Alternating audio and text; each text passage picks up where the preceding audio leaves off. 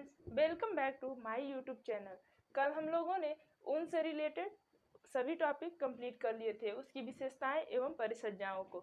आज हम लोग नेक्स्ट टॉपिक देखेंगे, रेशम यानी कि सिल्क। रेशम एक प्राणिज रेशा है। यह कीट शहतूत के पेड़ पर पाए जाने वाले कीट से प्राप्त होता है। इसे हम प्राणिज रेशा भी कहते हैं और जांतव रेशा भी कहते हैं। यह प्रोटीनिक रेशा माना जाता है। जांतव जगत का यानी कि प्राणिज जगत का यह दूसरा रेशा है। जैसे कि हम लोगों ने ऊन पढ़ा, ऊन भी प्राणियों से प्राप्त होता है और रेशम भी हमें कीट से प्राप्त होता है। तो इस तरह से ये दोनों रेशे क्या हुए, प्रोटीनिक रेशे हुए और इसे प्राणिज रेशे के रूप में भी जाना जाता है। इसी तरह से रेशम जो है वो शहतूत के वृक्ष पर पाए जाने वाले रेशम के कीट से प्राप्त होता है। यह एक प्रोटीनिक रेशा माना जाता है। रेशम के जो बने वस्त्र होते हैं वो अपनी सुंदरता, कोमलता, लचीलेपन व आकर्षक के कारण इसको क्या बोलते हैं, सभी वस्त्रों की रानी बोला जाता है। जिस प्रकार से अपनी आरामदायक और कोमलता के कारण कपास को सभी वस्त्रों का राजा कहा जाता है, ठीक उसी प्रकार से लचीलेपन, कोमलता व सुंदरता एवं आकर्षक के कारण सभी वस्त्रों की रानी रेशम को कहा जाता है। रेशम को हम राजसी वस्त्र के नाम से भी जानते हैं, क्योंकि इसे पहले सिर्फ राजा और महाराजा लोग ही यूज करते थे। रेशम को सभी राजा एवं महाराजा पहले टाइम में यूज करते थे, जिसकी वजह से इसे राजसी वस्त्र के नाम से जाना जाता है। रेशम का जन्मदाता चीन है। चीन की एक दंतक कथा है कि चीन की जो महारानी है, जब अपने बागीचे में घूमते हुए गई, टहल रही थी, तो एक शहतूत के पेड़ से उनके चाय में एक कोकून आकर के गिर गया। जैसा कि आप लोग जानते हैं, कभी कभी मान लीजिए कि जैसे कुछ बुद्धिजीवी लोग होते हैं, जब चाय पीते हैं, अगर चाय में मक्खी या मच्छर गिर जाए तो कुछ लोग तो होंगे जो फेंक देंगे, लेकिन कुछ बुद्धिजीवी लोग होंगे जो उस पर सर्च करना स्टार्ट कर देंगे, इसका सलाइवा कहाँ गया, मतलब इसके कितने पंख हैं, कितने पैर हैं। ठीक उसी तरह से जो महारानी थी शी जिनपिंग, वो इस पे सर्च करने लगी। जो कोकून जब उनकी चाय में गिरा तो उन्होंने क्या किया, उन्होंने देखा कि इसमें से तो बहुत ही सुंदर मतलब एक तंतु निकल रहा है। तो वो धीरे से क्या की, ले गई और फिर उससे तंतु का निर्माण की, धागे का निर्माण की, और उसी धागे से रिबन बना करके अपने महाराजा को दिया, गिफ्ट दिया। जब ये गिफ्ट जब राजा को दी वो, तो वो बहुत खुश हुए और पूछे उनसे कि आखिर ये इस इतने सुंदर और चमकीले तंतु को आप कहाँ से पाई हैं, जिससे आपने इस रिबन का निर्माण किया है। तो फिर उन्होंने अपना सब कुछ बताया कि जो हम शहतूत के पेड़ के नीचे टहल रहे थे, तो वहाँ से हमें मेरी ये चाय में कोकून गिर गया, जिससे एक तंतु निकला और उसी तंतु से हमने ये रिबन बना करके दिया आपको। तो इस तरह से वो मतलब उनके अंदर एक जिज्ञासा है कि क्यों ना हम लोग ये जो तंतु है रेशम का, उसी से जो हमारे बहुत ही फेमस या फिर जो बहुत अच्छे गेस्ट आते हैं, तो स्पेशलिस्ट, उन लोगों को गिफ्ट किया जाए।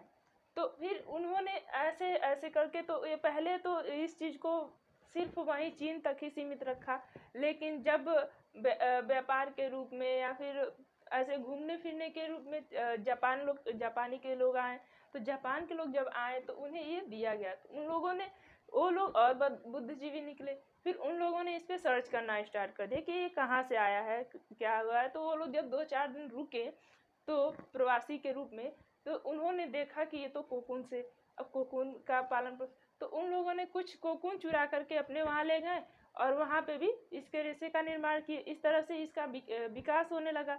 और फ्रांस में 16वीं शताब्दी में क्या हुआ, रेशम का सर्वाधिक प्रयोग किया गया और रेशम का जन्म लगभग 2500 वर्ष पूर्व हो चुका था। यानी कि जो रेशम का ऐसे ही धीरे धीरे इसका प्रचलन आगे की ओर बढ़ा और फ्रांस में 16वीं शताब्दी पर रेशम का सर्वाधिक प्रयोग किया गया और 18वीं शताब्दी में स्पेन के लिए रेशम जो था वो सर्वोच्च उत्पादन का समय था। यानी कि रेशम का सर्वोच्च उत्पादन 18वीं शताब्दी में स्पेन करने लगा था।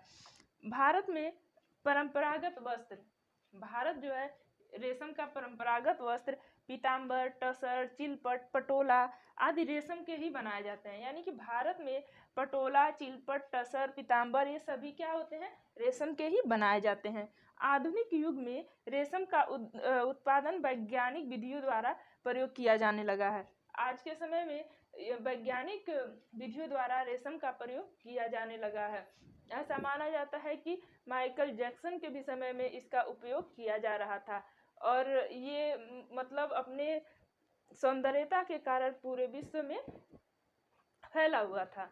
जब एशियाई किसानों ने रेशम का उत्पादन किया तो वो जो कीड़े थे वो काफ़ी बीमार और अच्छे किस्म के नहीं उत्पादित हुए, जिससे कि बने रेशे जो हैं वो उसे जब बीमार कीड़े पैदा होंगे तो जाहिर सी बात है उनसे बीमार को खून भी मिलेगा और उनसे अच्छे किस्म के वस्त्र नहीं बन पाएंगे, जिसकी वजह से वो वस्त्र जल्दी ही नष्ट हो जाते थे। किंतु जापान अपनी पूरी प्रक्रिया के साथ अपने रेशम का उत्पादन किया और वो प्रथम स्थान पर आ गया। यानी कि जापान जो है रेशम के उत्पादन में विश्व में प्रथम स्थान रखता है। और जापान के अतिरिक्त स्पेन, चीन, Australia, America, Turkey, Greece, Bulgaria व भारत भी रेशम के उत्पादन में बड़े पैमाने से अपना योगदान कर रहा है। यानी कि रेशम का बहुत बड़ा पैमाने पे उत्पादन किया जा रहा है। भारतवर्ष रेशम उत्पादन में चौथे स्थान पे है। जिस तरह से जापान जो है वो प्रथम स्थान पर है रेशम के उत्पादन में, ठीक उसी तरह से रेशम के उत्पादन में चौथे स्थान पर भारत को रखा गया है। और भारत में भी मैसूर और जम्मू कश्मीर में सर्वाधिक रेशम का उत्पादन किया जा रहा है। जापान पहला देश था जो महीन रेशम के उत्पादन करने वाला प्रथम स्थान पे था। जो जापान है वो सबसे उच्च कोटि का और अच्छा महीन रेशम उत्पादित करने वाला प्रथम देश बना। इसके अतिरिक्त जो है वो संतोषप्रदक उत्पादित देश जो है वो चीन, Japan, Italy, Spain, France, Australia, Iran, Turkey, Greece, Syria, Bulgaria और ब्राज़ील भी उत्तम किस्म के संतोषप्रद रेशम का उत्पादन करते हैं। तो इस तरह से हम देखते हैं कि जो जापान है वो सर्वश्रेष्ठ रेशम उत्पादित करने वाला पहला देश है विश्व का और चतुर्थ स्थान पर हमारे भारत को रखा गया है। रेशम उत्पादन की जो क्रिया है वो सेरीकल्चर कहलाती है। रेशम पालन की जो विधि होती है उसको हम लोग सेरीकल्चर विधि का नाम देते हैं और इसका जो वैज्ञानिक नाम है वो बॉम्बिक्स मोरी प्रजाति के कीड़े से रेशम का उत्पादन किया जाता है। बॉम्बिक्स मोरी जो रेशम का कीड़ा है वो काफ़ी महीन व आकर्षक कोमल तंतु को प्रदान करता है, इसलिए बॉम्बिक्स मोरी प्रजाति के कीड़े से हम उत्तम किस्म के रेशम को उत्पादित करते हैं और इसका वैज्ञानिक नाम भी है। रेशम के कीड़े का वैज्ञानिक नाम बॉम्बिक्स मोरी है। रेशम उत्पादन की जो पहली क्रिया होती है वो होती है कीड़ों को पालना। सबसे पहले कीड़ों को पालने की क्रिया होती है। रेशम के जो कीड़े होते हैं उनकी जो मुख के ग्रंथियां होती हैं उसमें से जो लार निकलता है वो प्रोटीन और गोंद का बना होता है। इसका जो प्रोटीन होता है वो फाइब्रिन प्रोटीन के नाम से जाना जाता है और गोंद सेरिसिन गोंद होता है। ये सभी टॉपिक एग्जाम पर्पज से बहुत इम्पॉर्टेंट हैं, इसलिए आप लोग ध्यान रखिएगा। तो जो रेशम के कीड़े हैं उनकी मुख्य ग्रंथियों से जो लार निकलता है वो प्रोटीन और गोंद होता है। प्रोटीन जो होता है वो फाइब्रिन प्रोटीन होता है और सेरिसिन गोंद होता है। रेशम के कीड़ों को जो कीड़े हैं उसको पालने की 4 अवस्थाएं हैं: अंडा, लार्वा, प्यूपा और कीड़ा। अंडा, लार्वा, प्यूपा और कीड़ा। इसको शहतूत के वृक्ष पर पाला जाता है और इसका वैज्ञानिक विधि से जो रेशम का उत्पादन करने की क्रिया है उसको वैज्ञानिक विधि से वर्ष भर में 3 बार तैयार किया जाता है। एक बार में लगभग 2 माह लग जाते हैं इसको पालने में। जो रेशम के कीड़े हैं उसको 2 महीने लग जाते हैं उसको पालने में।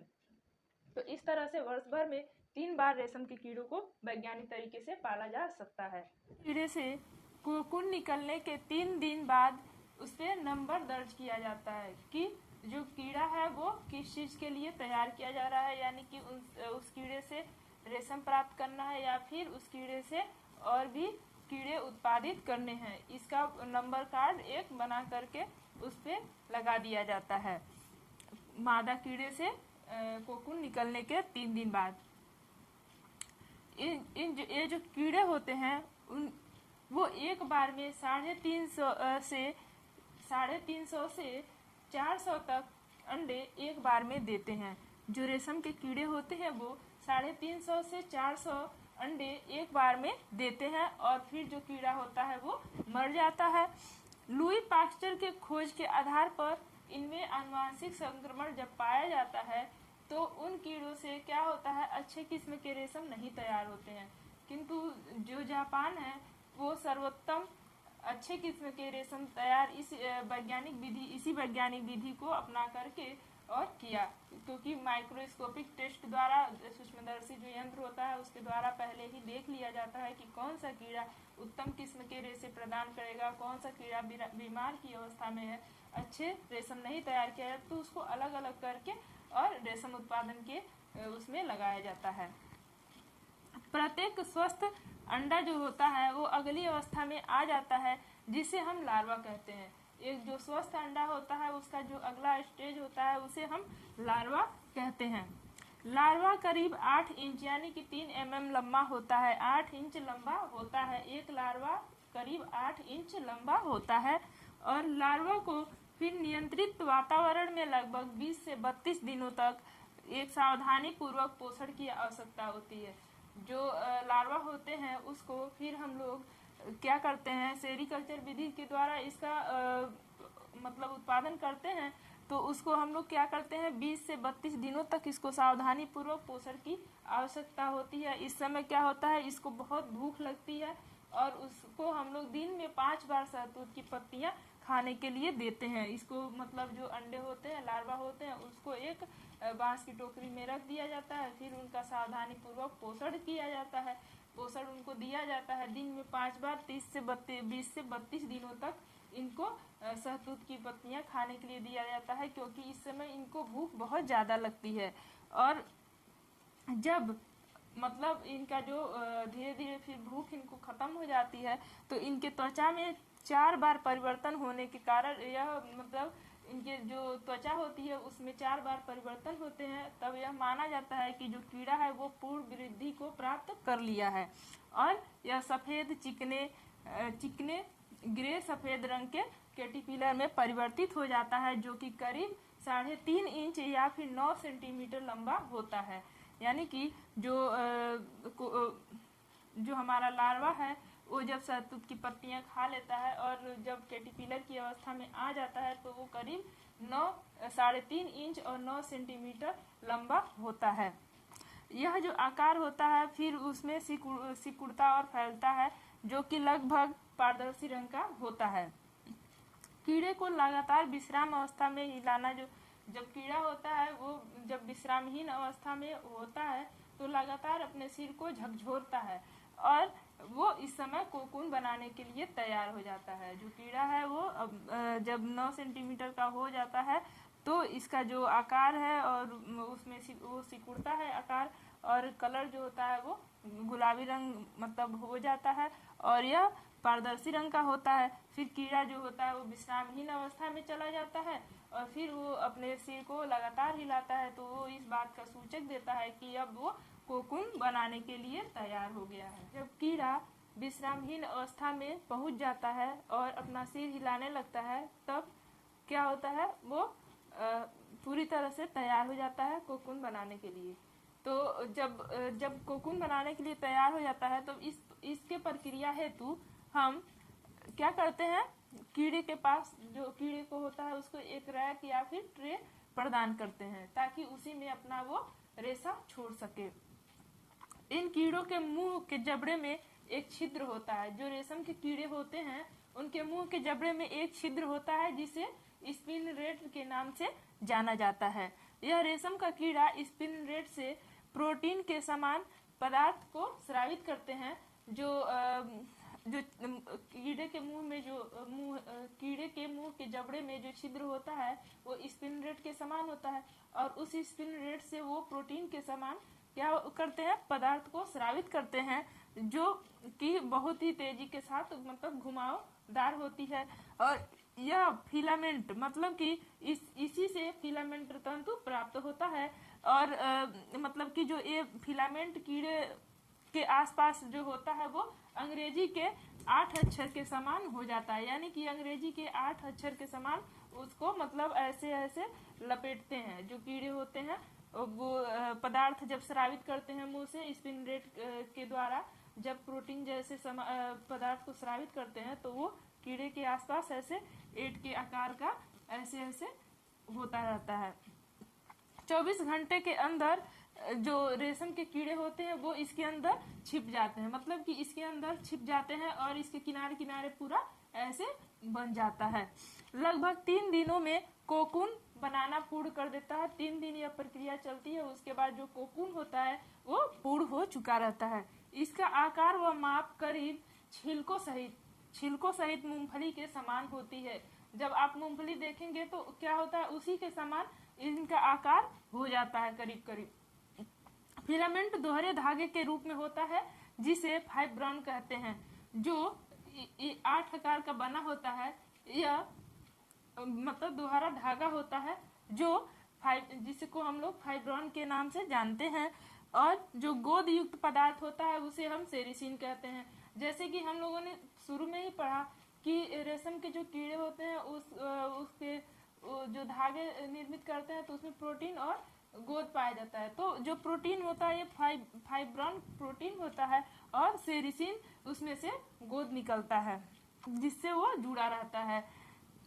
यह द्रव पदार्थ के रूप में स्पिंडल से बाहर निकलता है, जो कि हवा के संपर्क में आने से तुरंत कड़ा हो जाता है। जो छिद्र होता है जबड़े के मुंह में, तो उसमें से जो छिद्र को हम लोग स्पिंडल बोलते हैं, तो उसमें से जब ये निकलता है तो ये लसलसा रहता है, लेकिन जब हवा के संपर्क में ये आता है तो टाइट हो जाता है, कड़ा हो जाता है। जब कोकून बनाना पूर्ण हो जाता है तो तब कैटरपिलर जो होता है वो प्यूपा या क्राइसिड के रूप में परिवर्तित हो जाता है। जब कोकून ये बनाना पूर्ण कर देता है तो कैटरपिलर या जो कैटरपिलर प्यूपा होता है वो क्राइसिल में परिवर्तित हो जाता है। इसको यानी कि कैटरपिलर या क्राइसिल दोनों बोल सकते हैं, इसमें ये परिवर्तित हो जाता है। यह इसका अंतिम और चौथा रूप होता है। इस तरह से हम देखते हैं कि यह जो होता है कीड़े के जीवन चक्र का चौथा अवस्था होता है। यदि इस अवस्था में जो कीड़े होते हैं उनको छेड़ा ना जाए तो कोकून के अंदर से मतलब कि कोकून के अंदर ही क्राइसिल यानी कि कैटरपिलर प्यूपा 2 सप्ताह में कीड़े को विकसित करता है। अगर इसे हम लोग व्यावसायिक रूप में और बढ़ाना चाहते हैं या फिर इससे और भी सारे कैटरपिलर या मतलब लार्वा तैयार हो, इसके लिए जब हम उसको ऐसे ही जस का तस छोड़ देते हैं तो वो धीरे मतलब कि 2 सप्ताह के बाद क्या होता है, अन्य कीड़ों को भी विकसित कर देता है। बाहर निकलने के लिए कीड़ा जो होता है वो एक क्षारीय पदार्थ का स्रावण करता है। जो कीड़ा होता है वो क्षारीय पदार्थ का स्रावण करता है। इससे जो बाहर की जो फिलामेंट तंतु होती है वो अपने आप ही इसके क्षार के प्रवेश में आने से घुल जाती है और कोकून की परत टूट जाती है और कीड़ा जो होता है वो बाहर निकल जाता है। कीड़े के जीवन चक्र को इस अवस्था में रोक दिया जाता है। अगर इससे रेशम प्राप्त करना हो, वो कीड़े न प्राप्त करना हो तो इसको प्यूपा अवस्था में ही रोक दिया जाता है और इसको स्थगित करना मतलब कि कीड़े के जीवन चक्र को इसी अवस्था में रोकना हम इस स्थगित या स्टोविंग की प्रक्रिया कहते हैं। यानी कि कीड़ा जो होता है वो क्षारीय पदार्थ न निकाले और फिलामेंट तंतु न गले, इसके लिए उसको वहीं पे रोक दिया जाता है, यानी कि प्यूपा अवस्था में ही उसे रोक दिया जाता है। इस प्रक्रिया को हम लोग स्थगित करना या फिर स्टोविंग की प्रक्रिया कहते हैं। कोकून को कोकून जो होता है उसको गर्म किया जाता है और जिससे कि क्राइसिल यानी कि कैटरपिलर प्यूपा जो होता है वो मर जाता है और रेशम को किसी भी प्रकार की हानि न पहुंचे, रेशम हमें अच्छे से प्राप्त हो जाए, इसके लिए हम लोग उसको कोकून को गर्म करते हैं और फिर उसे सूर्य के प्रकाश में या फिर डिब्बा बंद करके उसका फिलामेंट रेशम तैयार करते हैं। इस तरह से रेशम के उत्पादन के लिए हम लोग क्या करते हैं, कीड़े को पीपा अवस्था में ही मार देते हैं। यानी कि रेशम के उत्पादन के लिए कीड़े को पीपा अवस्था में ही मार दिया जाता है और उससे रेशम उत्पादित किया जाता है। उससे फिर अपना फैक्ट्री प्रक्रिया यानी कि जब किसानों द्वारा कोकून को फैक्ट्री में लाया जाता है तब उस पर क्या क्या प्रक्रियाएं की जाती हैं। तो सबसे पहले हम लोग कोकून को छांटते हैं, यानी कि कोकून की छटाई की जाती है। उसके रंग, आकार, माप और पोत के अनुसार कोकून की छटाई की जाती है। उसके जो चीन में होने वाला जो कोकून होता है वो सफ़ेद रंग का होता है, और जापानी कोकून जो होता है वो क्रीम सफ़ेद और पीले रंग का होता है, और इटली का कोकून पीला होता है। यानी कि हर जगह अलग अलग प्रकार के कोकून पाए जाते हैं, रेशम के कीड़े पाए जाते हैं। चीन में होने वाला जो कोकून होता है वो सफ़ेद रंग का होता है, जापानी कोकून जो होते हैं वो क्रीम सफ़ेद या पीले रंग के होते हैं, जबकि इटली का कोकून जो होता है वो पीले रंग का होता है। तो इस प्रकार से इसके रंग, आकार, माप और पोत के अनुसार इसकी छटाई की जाती है रेशम के धागे के निर्माण के लिए। नेक्स्ट है गोद, यानी कि सेरिसीन को अलग करना, मतलब कि सेरिसीन को नरम करना या गोद को नरम करना। गोद को नरम करने के लिए कोकून को क्या करते हैं, गर्म और ठंडे पानी में डुबोते हैं जिससे कि वो नरम हो सके। कच्चे रेशम में लगभग 80% फाइब्रॉन यानी कि 80% प्रोटीन पाया जाता है, और 20% जो होता है वो सेरिसीन यानी कि गोद पाया जाता है। इस प्रक्रिया के द्वारा, यानी कि कोकून को जब हम लोग गर्म और ठंडे पानी में डाल करके नरम करते हैं, तो इस प्रक्रिया के द्वारा कोकून का लगभग 1% भाग ही सेरिसीन से हटाया जाता है, यानी कि 1% भाग बस उसका जो होता है गोद वो हटाया जाता है। नेक्स्ट है हमारा फिलामेंट को रील में लपेटना, यानी कि जो तंतु है रेशम का फिलामेंट, उसको रील में लपेटना। फिलामेंट को कोकून से खोलकर लपेटने की प्रक्रिया को हम लोग रीलिंग की प्रक्रिया कहते हैं।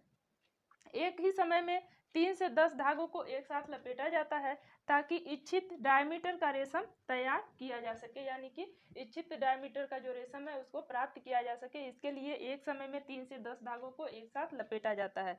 कोकून का वजन केवल 16%, मतलब कि कोकून के वजन का केवल 16% ही धागे के निर्माण में प्रयोग हो पाता है। यानी कि मान लीजिए जो हम लोग का कोकून है वो अगर 5 पाउंड का है तो उसका बस 16% ही रेशम के धागे के रूप में तैयार किया जा सकता है। यह तंतु 1000 से 2000 फीट या 300 से 600 मीटर तक लंबा होता है, और कोकून का जो बाहरी भाग होता है वो मोटा, कड़ा, टूटा हुआ होता है जिसको कि रील में लपेटा नहीं जा सकता, और आंतरिक भाग भी अधिक नरम मुलायम होने के कारण उसको भी रील में नहीं लपेटा जा सकता।